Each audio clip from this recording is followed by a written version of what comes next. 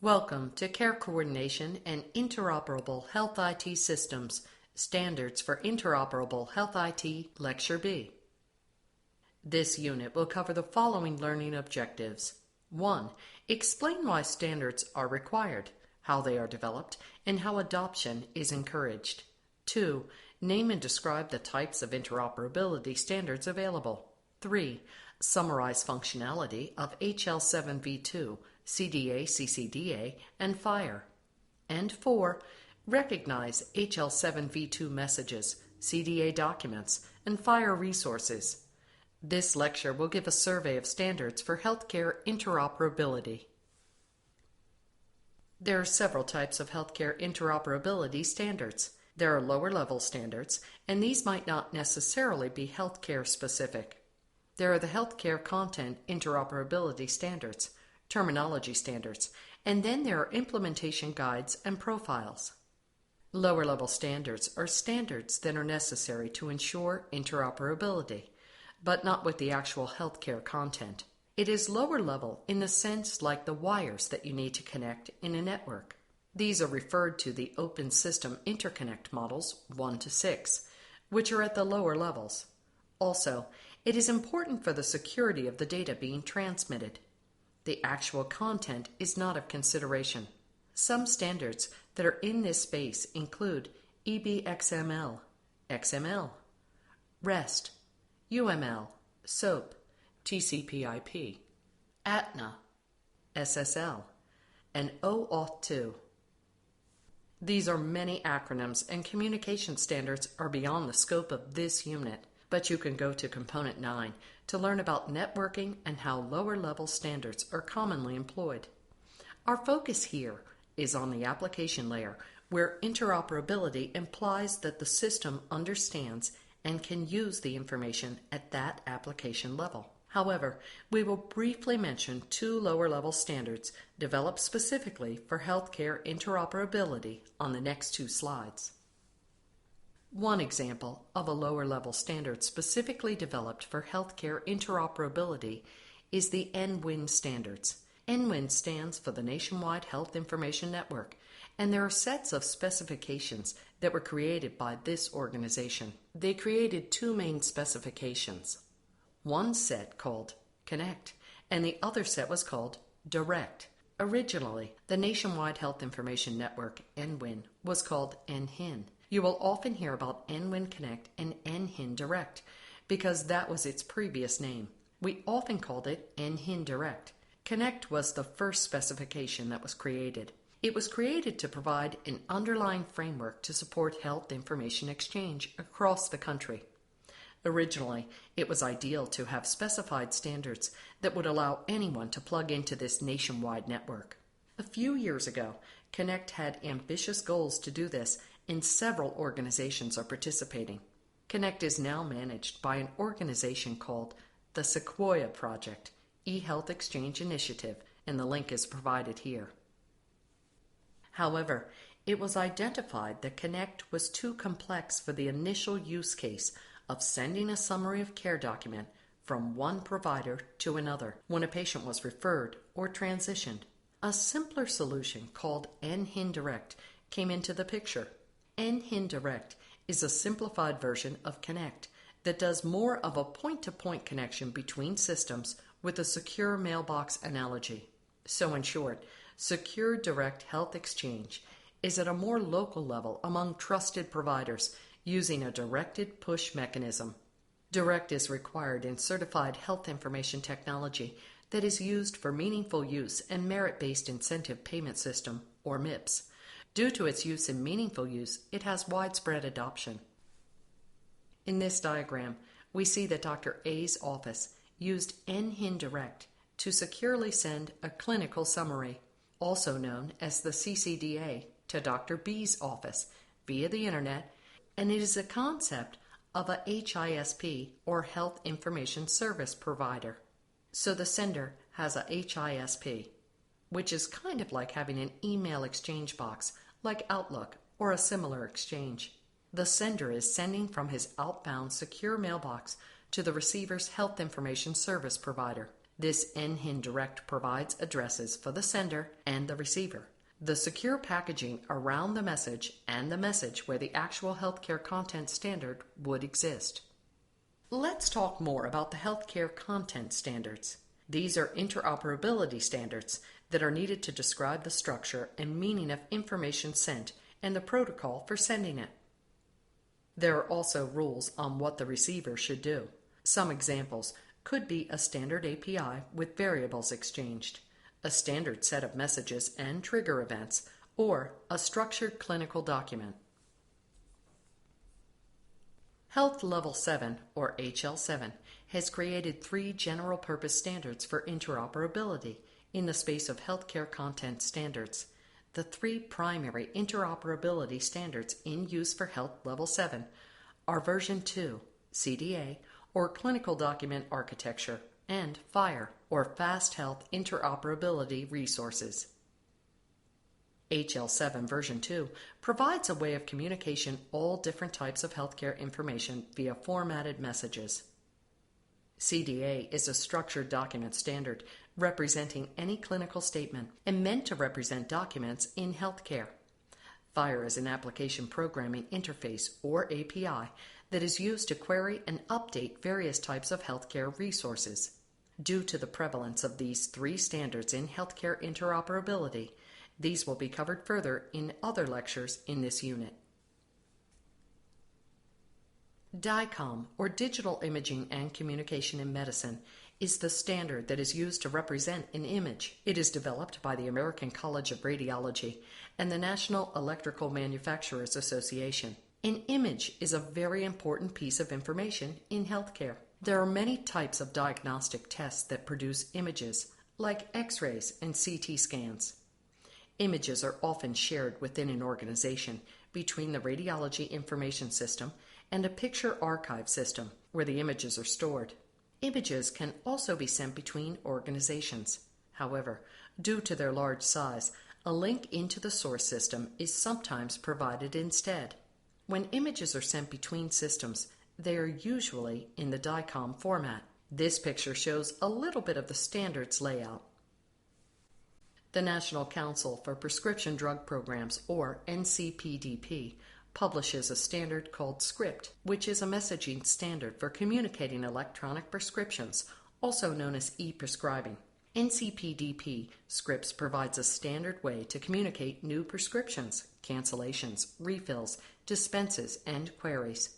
Systems certified for ONC 2011 and ONC 2014 support new prescriptions. ONC 2015 certified systems support all of the functions. Here are examples of NCPDP script in 2 different formats. There is an EDI, or Electronic Data Interchange format. This is more of a legacy format. A more modern format is an XML format. Example messages are excerpted from the NIST test data for ONC 2014 certification for e-prescribing. Another information standard in healthcare is X12. X12 is important because it provides the standard messages for communication with health insurance companies. This is how it communicates claims and how it communicates authorizations, except for pharmacy.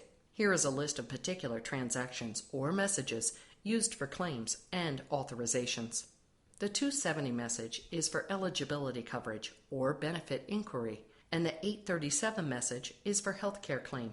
HIPAA requires that X12 be used when providers communicate with payers. Terminology standards are extremely important for achieving interoperable health IT.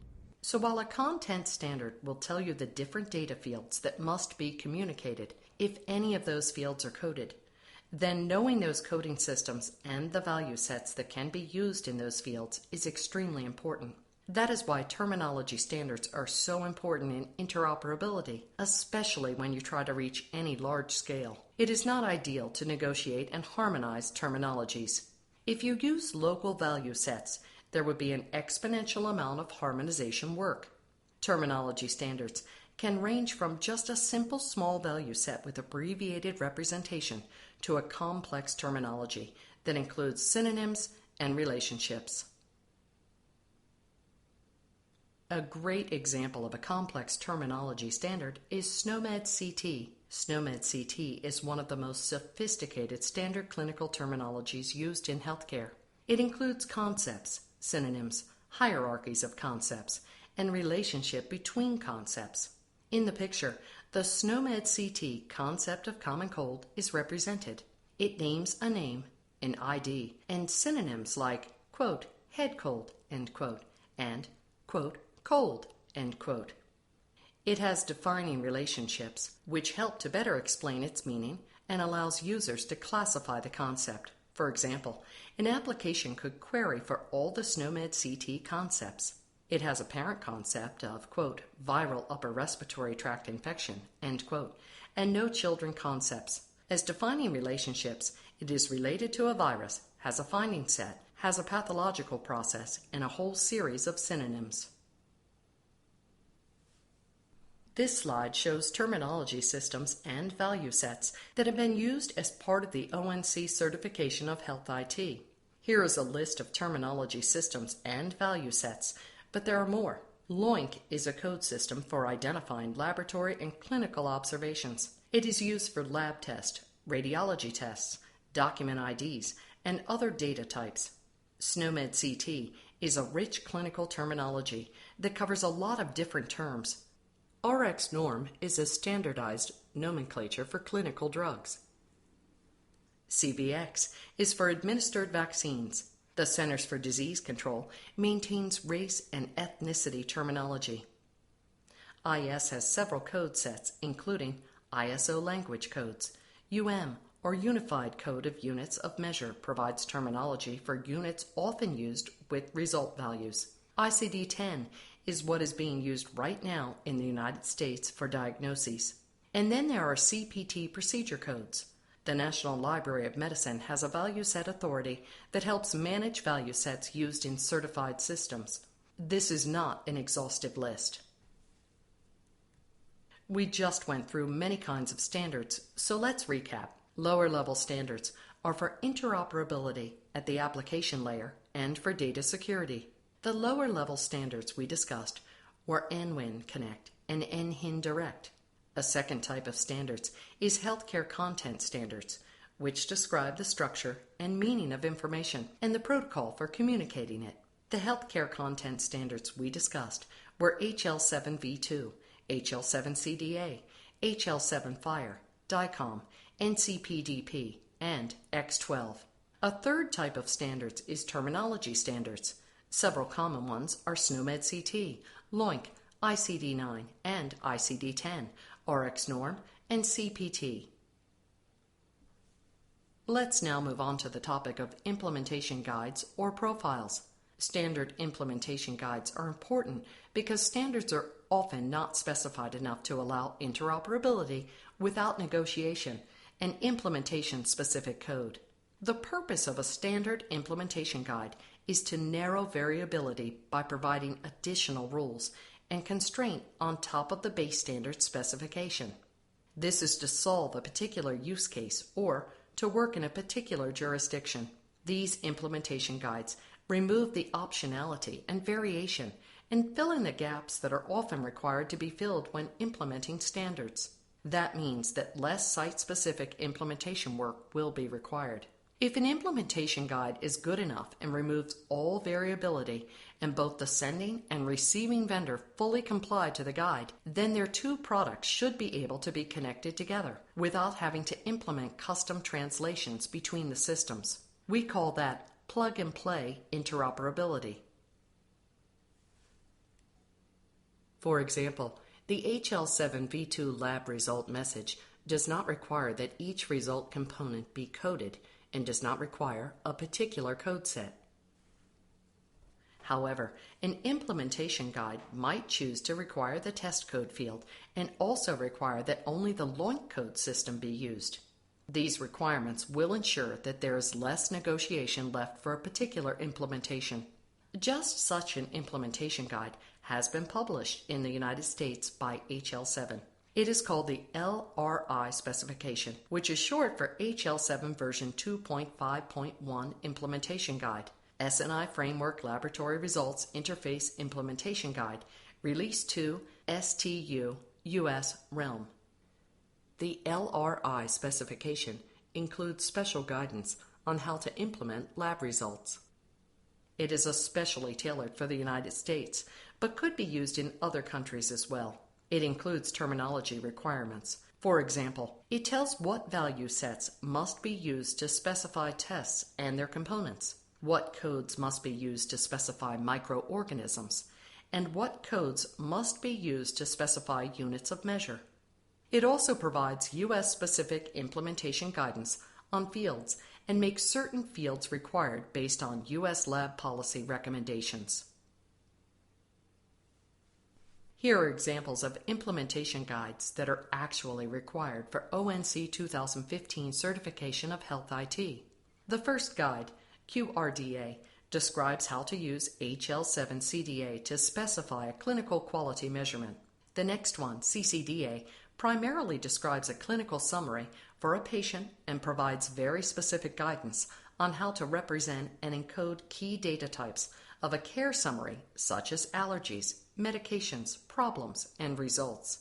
The PHIN messaging guide for syndromic surveillance describes how to use HL7 version 2 to communicate syndromic surveillance information to a public health authority. HL7 V2.5.1 implementation guide for immunization messaging. R1.5 describes how to use HL7 version 2 to communicate share immunization information between providers and public health authorities. These examples are meant to give you an idea of the kinds of implementation guides that are available and their usefulness. IHE uses the term integration profile instead of implementation guide. IHE implementation profiles organize and leverage the integration capabilities that can be achieved by coordinated implementation of communication standards such as DICOM, HL7W3C, and security standards. They provide precise definitions of how standards can be implemented to meet specific clinical needs. Many IHE profiles have widespread adoption. Whenever people implement the DICOM standard, they implement it by following an IHE implementation profile. IHE profiles have been developed for numerous functional domains, including cardiology, dentistry, eye care, pathology, and laboratory medicine, patient care coordination, patient care devices, pharmacy, quality, research and public health, radiation oncology, and radiology. Profiles have also been created in the domain called IT infrastructure, which supports common utility functions needed in healthcare interoperability. For example, the IHE XDS profile specifies how documents can be located and securely exchanged in an interorganizational context. The IHE PIX and PDQ profiles are often used by EMPIs and describe how patients can be matched in an interorganizational context. Imagine a patient presents in the emergency room at a city hospital which uses a Health Information Exchange, or HIE. Using IHE PIX PDQ and IHE XDS, the HIE is able to match the patient and locate records for the patient across the HIE's region and bring them back to the clinician treating the patient in the emergency room. In summary, implementation guides or integration profiles are specifications that describe how to implement a standard or set of standards for a specific use case. A specific implementation guide or profile might include one or more content standards, terminology standards, and lower-level standards. It would describe how each one of the standards would be used together to provide interoperability. While base standards provide rules for interoperability, they are often too general and loose to implement. Implementation guides, on the other hand, provide practical specifications that have been honed to meet specific use cases. Whenever possible, it is best to implement standard implementation guides or integration profiles. This concludes Lecture B of Standards for Interoperable Health IT. To summarize, there are three types of interoperability standards: lower level, healthcare content, and terminology. Standards are needed to ensure interoperability, secure transmitted data, and describe structure, meaning, and protocol. Standards are not constrained to particular use cases and are not integrated with other standards, leading to variability in implementation. Standard implementation guides or profiles solve this problem by providing additional rules and constraints to narrow variability in implementation of standards.